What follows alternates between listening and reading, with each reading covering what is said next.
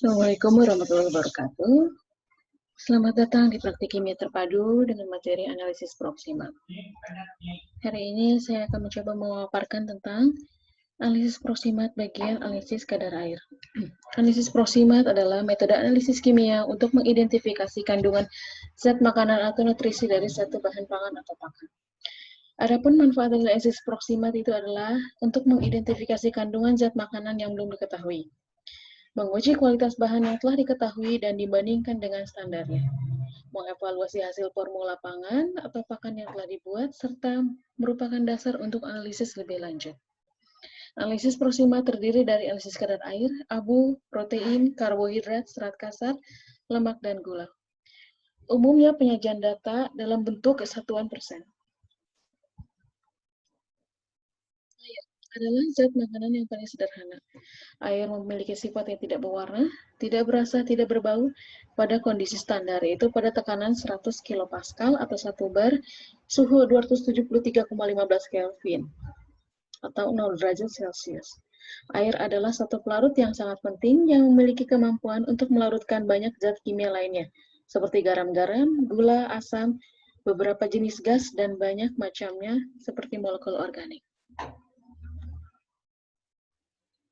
Air dalam bahan pangan berfungsi sebagai faktor kualitas dalam pengawetan dan mempengaruhi stabilitas dari satu produk. Kemudian, air juga berfungsi sebagai pembentuk kenyamanan dalam kemasan atau pengiriman produk. Serta, air berfungsi juga untuk mengetahui komposisi standar dari bahan pangan tertentu. Bentuk air dalam bahan pangan itu terdiri dari 3, yaitu air terikat secara fisika, air bebas, dan air yang terikat secara kimia. Untuk metode pengukuran kadar air terbagi 2, yaitu cara langsung dan cara tidak langsung. Adapun cara langsung terdiri dari pengeringan dan destilasi, kemudian cara langsung itu adalah kimiawi, fisis, dan fisika. Untuk pengeringan adalah salah satu dari cara pengukuran kadar air secara langsung, yaitu penentuan kadar air tergantung dari sifat bahan, dengan prinsipnya memanaskan pada sampel dipanaskan pada suhu 100 sampai 105 derajat Celcius sampai diperoleh berat konstan. Dengan bobot dari sebelum dan sesudah pengeringan itu adalah banyaknya uap air yang diuapkan. Adapun syaratnya dengan pengeringan adalah untuk semua sampel yang tidak mengandung senyawa volatil dan rusak pada suhu 100 derajat Celcius. Caranya sebagai berikut, yaitu ditimbang bobot kosong, kotak timbang, kemudian isikan dengan sampel yang akan ditentukan kadar airnya, masukkan dalam oven, keringkan selama kurang lebih 1-2 jam pada suhu 105 derajat Celcius, lalu keluarkan, masukkan ke dalam desikator, dinginkan hingga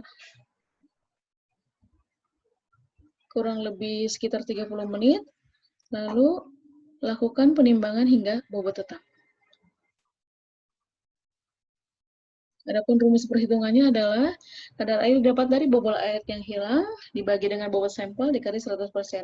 Untuk bobot air yang hilang didapat dari bobot awal dikurangi bobot pengeringan.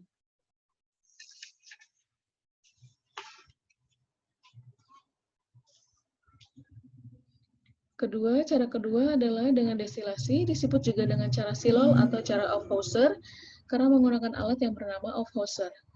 Digunakan untuk bahan yang banyak mengandung lemak dan komponen mudah menguap di samping air.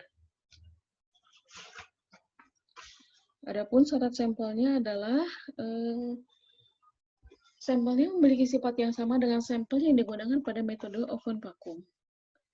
Dasarnya, air dikeluarkan dari sampel dengan pelarut organik yang memiliki titik didih air yang lebih tinggi daripada air, tidak campur dengan air, dan memiliki BJ atau bobot jenis lebih kecil dari air.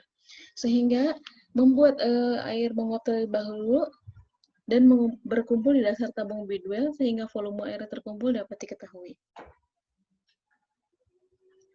Adapun keuntungannya dengan cara destilasi adalah 1, dapat digunakan bahan yang memiliki kandungan air yang sangat kecil, kemudian waktu yang diperlukan relatif singkat, yaitu sekitar 1 jam, dan dapat menghindari terjadinya oksidasi senyawa lipid atau dekomposisi senyawa gula, sehingga penentuan kadar air dapat dikatakan cukup akurat.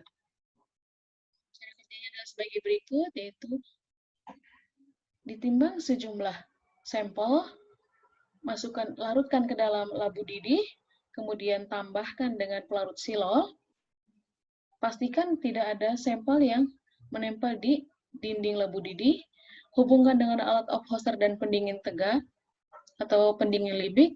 Kemudian sulingkan selama kurang lebih dihitung 1 jam mulai dari mendidih. Selanjutnya, dinginkan alat. Bilas pendingin libik sampai ophoster dengan pelarut silol. Pastikan tidak ada lagi titik-titik air yang menempel di dalam pendingin dan ophoster. Kemudian baca volume air yang terkumpul di tabung bidwell. Selanjutnya, silol yang tersisa di dalam labu didih sulingkan kembali dengan menggunakan soklet.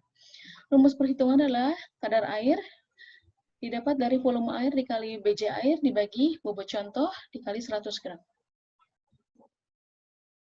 Terima kasih.